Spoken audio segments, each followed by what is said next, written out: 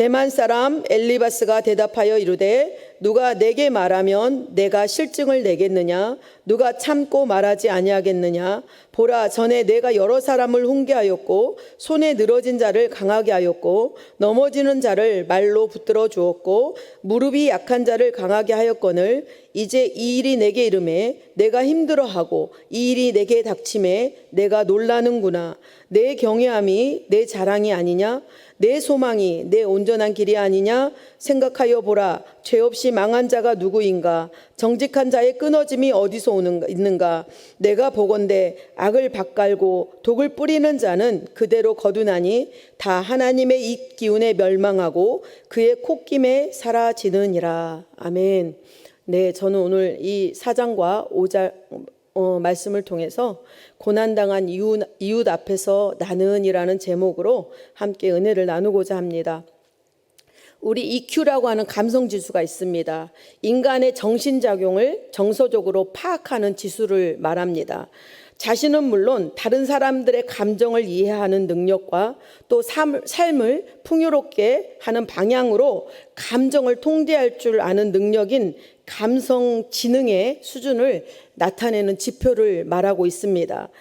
감성지수는 자신의 감정을 적절히 조절하고 또 원만한 인간관계를 구축할 수 있는 마음의 지수를 의미하고 있는데 타인의 어려운 처지에 공감하여 도와줄 줄 아는 것과 또 적당한 시기에 내가 화낼 일이 있다면 그 시기와 그 감정과 그 대상들을 골라서 적절하게 화도 해소하고 또 발산하는 것이 정서지수가 높은 사람의 특징이라고 합니다.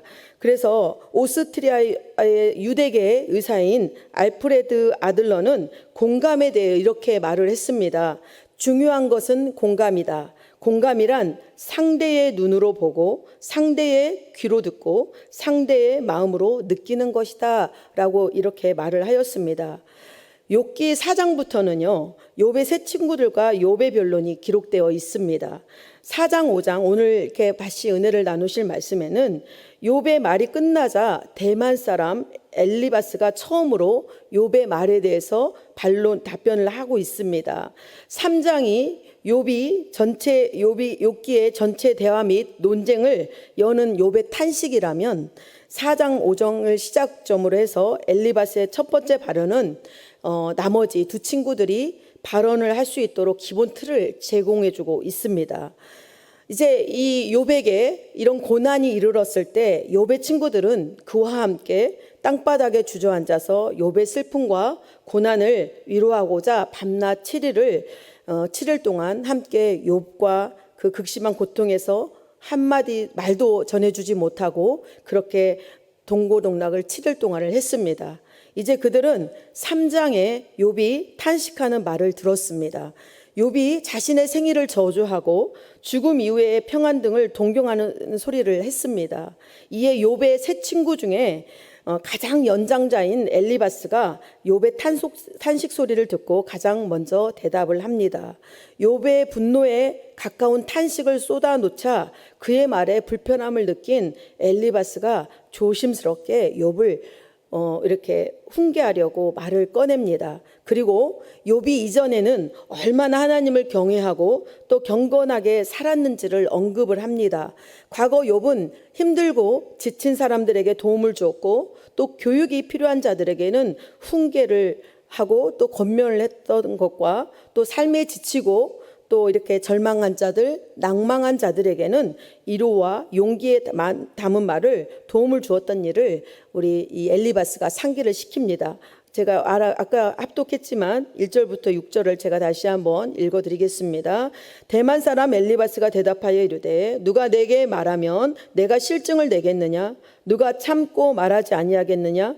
보라, 전에 내가 여러 사람을 훈계하였고 손이 늘어진 자를 강하게 하였고 넘어지는 자를 말로 붙들어 주었고 무릎이 약한 자를 강하게 하였거늘 이제 이 일이 내게 이름에 내가 힘들어하고 이 일이 내게 닥침에 내가 놀라는구나. 내 경외함이 내 자랑이 아니냐? 내 소망이 내 온전한 길이 아니냐? 고난 이전의 욥은 사람들에게 희망과 위로를 주는 사람이었습니다. 그런데 정작 자신이 이런 위로받을 처지가 되자 현재 상황을 받아들이지 못하고 혼란스러워한다라는 것입니다. 한때 하나님을 경외하는 것을 자랑거리로 삼고 온전한 길을 걸었던 것을 상상하면 욥의 이러한 행동을 엘리바스는 이해할 수가 없다라는 것입니다. 엘리바스의 관점에서 이렇게 욥이 다른 이들에게 도움을 주는 사람이었다면 자신이 어려운 처지를 이렇게 놓여 있을 때도 당연히 이러한 상황들을 극복하고 이겨내야 하는데, 다른 사람의 슬픔과 아픔에 대해서는 그렇게 훈계하고 조언을 많이 하더니 막상 자신이 슬픔과 아픔 앞에서는 무너진다고 이렇게 지적을 하고 있습니다. 과거 하나님을 경외하고 온전히 대했던 그 태도는 어디로 간 것이냐라고 욥에게 이렇게 지적을 하고 있는 것입니다. 그리고 이렇게 말합니다. 4장 7절과 8절인데요. 생각하여 보라. 죄 없이 망한 자가 누군가? 정직한 자의 끊어짐이 어디 있는가? 내가 보건대 악을 밭갈고 독을 뿌리는 자는 그대로 거두나니. 엘리바스는 8절 내가 보건대라는 말로 입을 열어서 세상 이치에 대한 자신의 경험과 견해를 이렇게 펼쳐서 욥을 이제 비난하기 시작합니다. 하나님은 사람 행실을 보시고 판단하시며 여러분 그에 따라 벌을 정하신다고 이렇게 말을 하고 있는 것입니다. 즉 이것은 죄 지은 사람은 결국 망하고 또 올바른 삶을 사는 사람은 결코 망하지 않는다라는 이런 말을 하는 것입니다. 사자와 같이 강한 악인이라 할지라도 죄를 지으면 망한다는 인과응보의 사상을 욥에게 그렇게 지어지고 판단을 한 것입니다. 욥이 선한 사람으로 행세해 왔지만 사람들이 모르는 악한 행위들을 틀림없이 범했을 거라고 가정을 하는 것입니다. 악으로 밭을 갈고 독을 뿌리는 자는 그대로 거두리게 된다라고 이렇게 욥을 가차없이 정죄한 것입니다. 그러므로 너는 하나님께 돌아서서 그의 징계를 감수하고 은혜가 회복되길 기다리라. 이것이 최선의 길이다라고 이렇게 욥에게 이렇게 권면을 하는 것입니다. 5장 8절과 17절을 제가 읽어드리겠습니다. 나라면 하나님을 찾겠고 내 일을 하나님께 의탁하리라. 볼지어다 하나님께 징계받은 자에게는 복이 있나니 그런즉 너는 전능자의 징계를 업신이 여기지 말지니라. 이같이 엘리바스의 주장은 여러분 정당한 것으로 보여지기도 합니다. 하나님을 경외하고 성경적이고 바른 신앙인 것처럼 받아들여지기도 합니다. 그러나 성경은 무고한 자도 억울하게 당하는 이게 고통에 대한 이야기들이 있습니다. 요한복음 9장 1절부터 3절은 날 때부터 맹인된 사람에 대해서 기록되고 있는데요.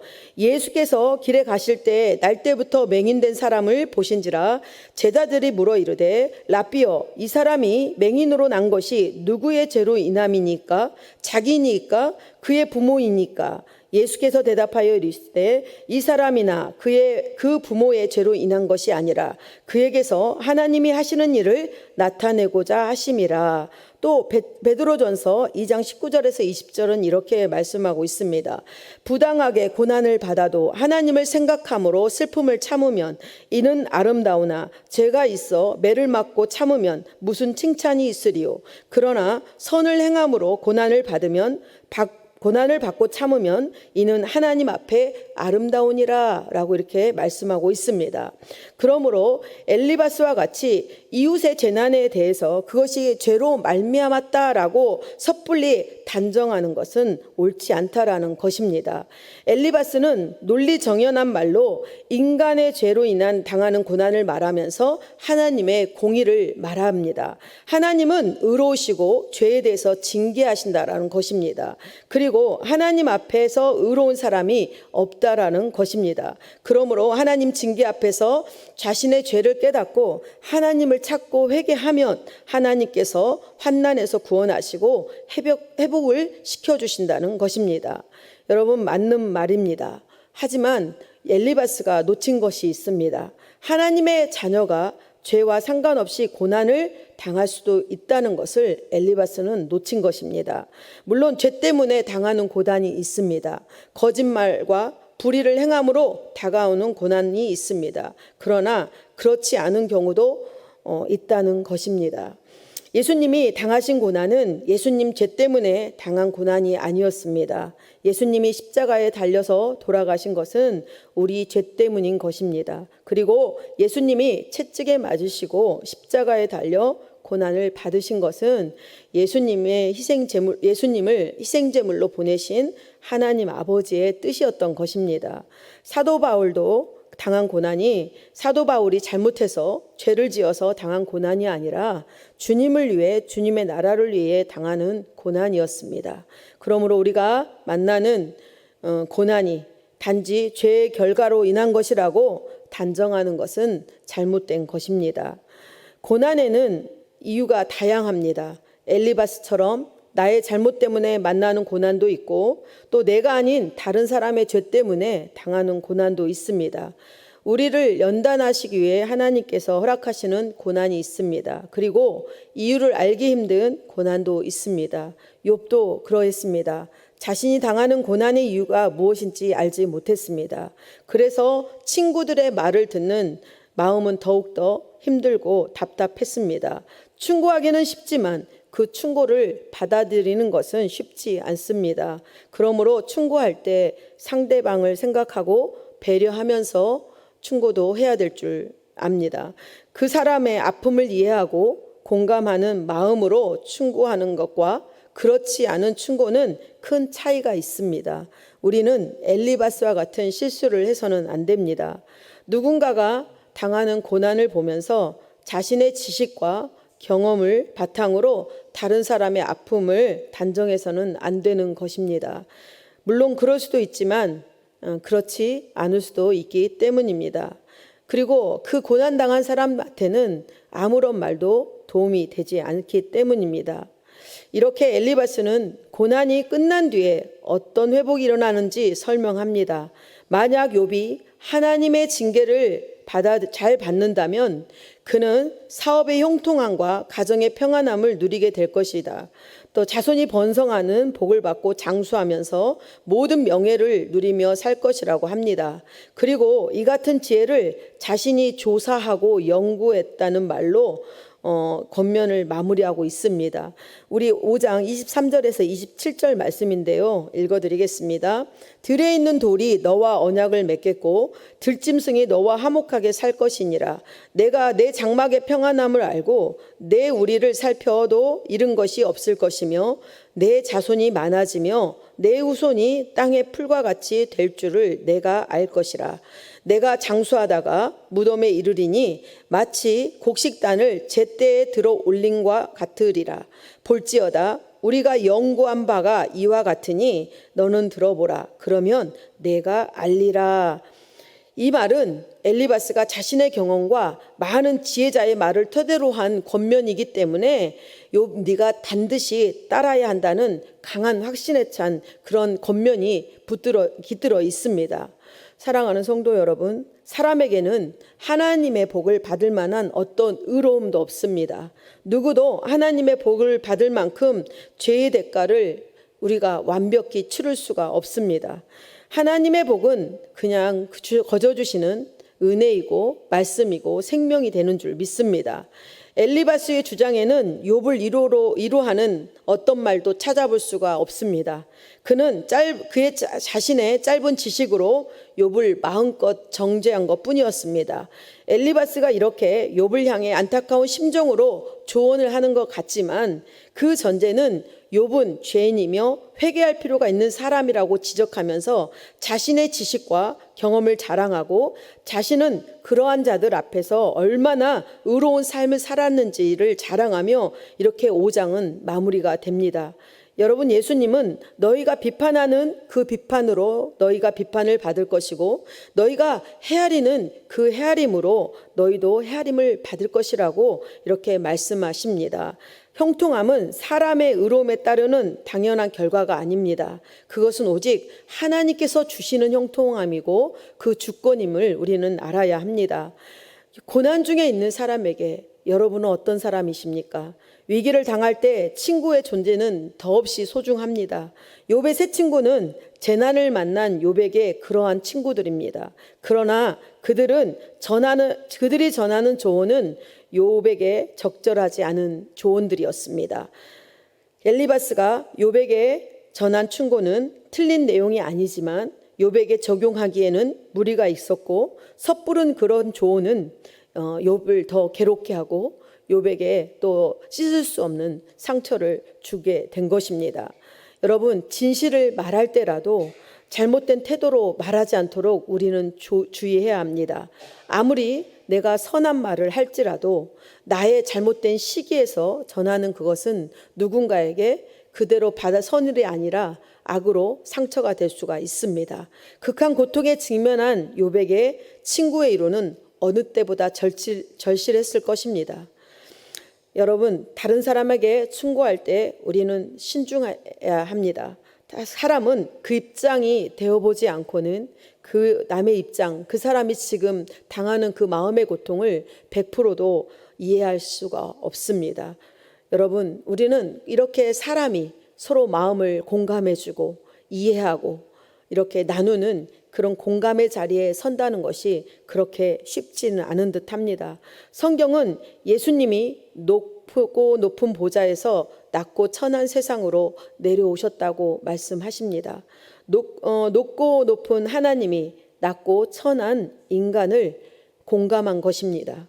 그러므로 우리가 이해되지 않고 고난과 고통 중에 있더라도 세상의 잣대에 눈을 감고 영적인 마음의 눈을 열고 그들의 그 고난당한 사람들의 입장이 되어 보아야 합니다. 사람은 누구도 자신의 직접 경험하지 않는 삶을 완전히 이해할 수 없습니다. 그러므로 비판하지 말고 비판의 지적이 답이 아니라 고난 당하는 사람을 위로하는 것이 답이 되는 줄 이렇게 믿습니다. 과거 욥은 힘들어하는 사람들에게만 지적만 하지 않았습니다. 다른 이들을 가르쳤기도 했고 손이 늘어진 자, 넘어진 자, 무릎이 약한 자들 강하게 붙들어 주었습니다. 그리고 지금 욥은 그런 도움이 필요한 상태입니다. 사랑하는 성도 여러분, 고난과 고통 중에 있는 도움이 필요한 누군가에게, 그 누군가에게 나는 어떤 사람입니까? 우리는 힘들어하는 사람들의 잘잘못을 판단하지 말고 그의 아픔을 공감해 주시기를 소망합니다. 오늘 하루 저와 여러분이 만나는 도움이 필요한 누군가에게 그 사람의 눈으로 보고 그 사람의 귀로 듣고 그 사람의 마음으로 느끼며 공감해주고 위로와 힘을 주는 하나님의 사람들이 되시는 귀한 하루가 되시기를 소망합니다. 기도하겠습니다. 좋으신 하나님 아버지, 참으로 고맙고 감사합니다. 하나님, 오늘 귀한 말씀을 통해서 하나님 다시 한번 우리의 길을 비춰주시사 하나님, 우리가 아는 짤막한 지식과 그 삶의 경험으로 누군가에게 권면을 주거나 위로를 준다고 하나님 아버지, 우리의 경험이나 이 모든 지식들을 내세우지 않게 하여 주시고 그것이 위로가 되지 않는다는 것을 아버지 우리는 다시 깨닫게 하셨으니 하나님, 우리가 정말 저들이 눈으로, 저들의 귀로, 아버지 저들의 또 마음으로 들을 수 있도록 영적 귀와 마음을 열어 주시옵시고 영적인 눈을 열어 주시옵소서.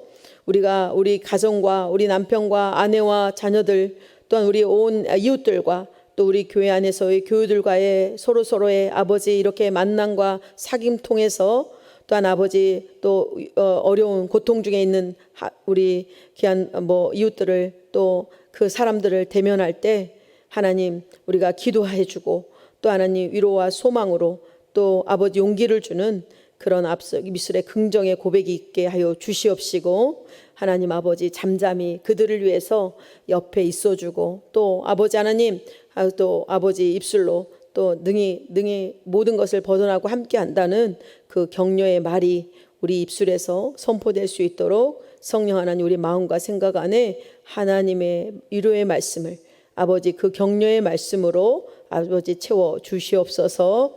오늘도 저희들 가지고 온 모든 제목에 하나님 아버지 일하시는 하나님이 되시고 우리의 위로가 되어 주시는 하나님이신 줄 믿사오니 하나님 아버지 어떤 환경 어떤 위치에 처해지고 어느 사람 가운데 당한 고통이 있더라도 하나님께서 우리의 마음을 아시고 우리의 모든 방향도 아시고 우리의 처지와 형편도 아셔서 위로가 되시고 소망이 되시고 용기가 되시고 응답과 해답이 되시고 치료자 되시는 놀라운 하나님을 경험하며 또 그런 위로자와 공감하는 자로 하나님 설 수 있는 저희들이 될 수 있도록 은혜를 베풀어 주시옵소서. 오늘 저희들 모든 가득한 제목에 응답하여 주시고 또 하나님 믿음으로 하나님 앞에 드리는 모든 마음의 손길들 기억하여 주셔서 하나님의 크신 축복과 은혜로 아버지 건강하게 누릴 수 있도록 은총을 베풀어 주시옵소서. 예수님의 이름으로 기도드립니다. 아멘.